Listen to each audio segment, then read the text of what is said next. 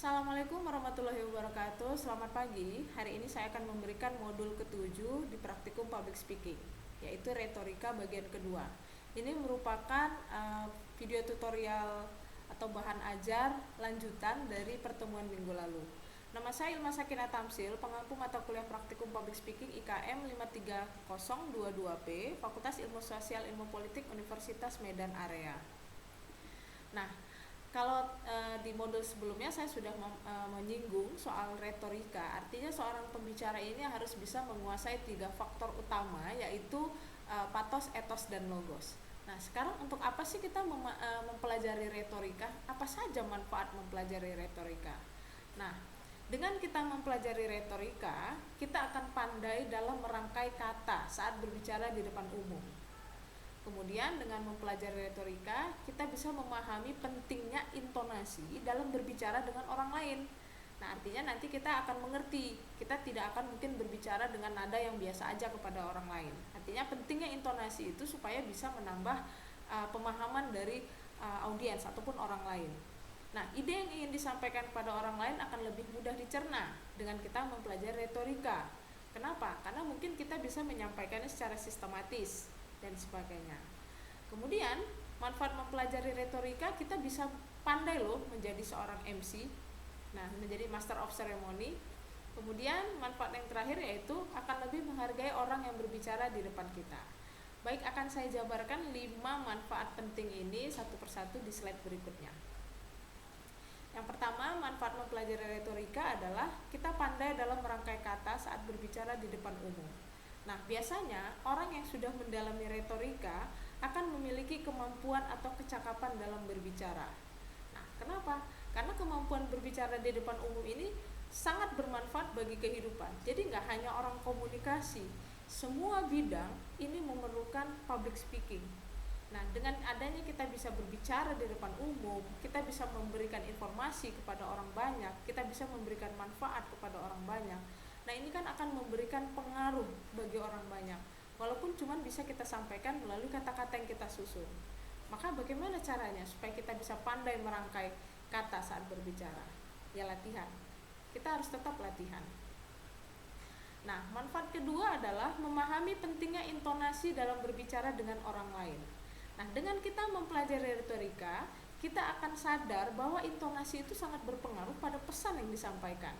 Nah, dengan ada intonasi, kita tahu kapan kita harus menekankan kata penting kepada audiens, ataupun kapan kita harus mengajak audiens dengan semangat, menularkan dengan kesemangatan kita.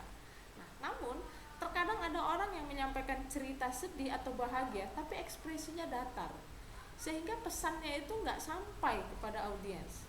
Nah, itulah pentingnya intonasi. Intonasi ini bisa menambahkan feel kepada audiens kita. Ada juga yang berbicara terlalu cepat. Nah, itu bagaimana tidak ada intonasi? Tentunya membuat pesan itu jadi tidak berkesan ataupun jadi tidak bisa dipahami oleh audiens. Makanya dengan adanya intonasi, dengan adanya lagu kalimat, dengan adanya nada ketika kita berbicara, audiens seolah-olah akan terbawa dengan apa yang mau kita sampaikan. Jadi pentingnya memahami intonasi ketika berbicara itu merupakan manfaat kita belajar tentang retorika. Kemudian manfaat yang ketiga adalah ide yang ingin kita sampaikan kepada orang lain akan lebih mudah dicerna. Nah, melalui retorika akan mengajarkan kita menjadi pribadi yang memahami tentang kondisi. Nah, kondisi di mana suatu diksi yang Anda gunakan dapat memberikan kesan bagi pendengar. Nah, jadi kita bisa menyampaikannya kepada orang lain dengan baik. Ya kan? Kita akan peka. Artinya dengan kita retorika, kita memahami dari sisi patos misalnya, kita akan paham bagaimana kondisinya, sehingga kita bisa menyesuaikan. Nah, kalau misalnya contoh modul yang sebelumnya sudah saya berikan, misalnya kita berhadapan dengan orang yang baru ketimpa musibah. Nah, otomatis patos, kita menggunakan rasa emosional yang berempati. Nah, artinya dengan seperti ini kita dapat memberikan kesan yang baik kepada pendengar. Artinya seolah-olah kita bisa merasakan seperti apa yang dirasakan oleh audiens kita. Nah, kita akan lebih bijak dalam menyampaikan pesan.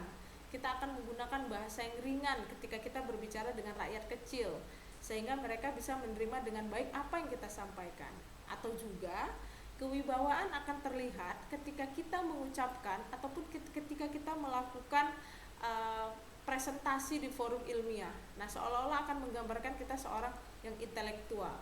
Nah, maka ide yang ingin kita sampaikan pada orang lain akan mudah dicerna dengan kita mempelajari retorika. Kemudian manfaat berikutnya, dengan mempelajari retorika kita akan bisa menjadi seorang master of ceremony. Namun ada yang mengatakan menjadi MC itu nggak semudah yang kita bayangkan loh. Artinya dengan kita mempelajari retorika, kita mempelajari bagaimana cara berbicara yang baik, ya kan?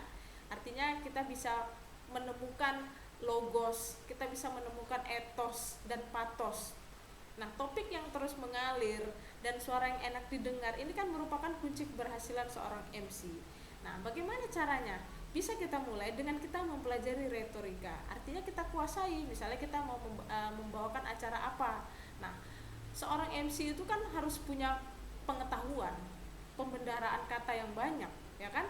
Nah, jadi dengan ada retorika kita bisa menjadi MC. Nah, kita akan diajari bagaimana cara pemilihan topik agar tetap mengalir, dan kita akan paham bagaimana intonasi yang akan kita gunakan, sehingga ketika kita membawakan acara, suasana itu akan menjadi hidup, topik kita itu akan jadi lebih hidup. Jadi topik kita ini akan didengar oleh audiens kita. Manfaat yang terakhir adalah dengan mempelajari retorika akan lebih menghargai orang yang berbicara di depan kita. Kita akan lebih menghargai orang yang berbicara di depan kita. Nah, untuk menjadi seorang pembicara yang baik, kita kan harus menjadi pendengar yang baik dulu. Nah, artinya mendengar itu merupakan sesuatu yang mutlak, karena indera pendengar lebih dulu berfungsi pada diri manusia sebelum kemampuan lidahnya untuk berbicara. Nah, seperti anak bayi, ya kan? Anak bayi itu kan bisanya mendengar dulu baru bisa berbicara. Jadi dengan mempelajari retorika ini akan mendidik kita menjadi pribadi yang pandai mendengar sebelum pandai berbicara.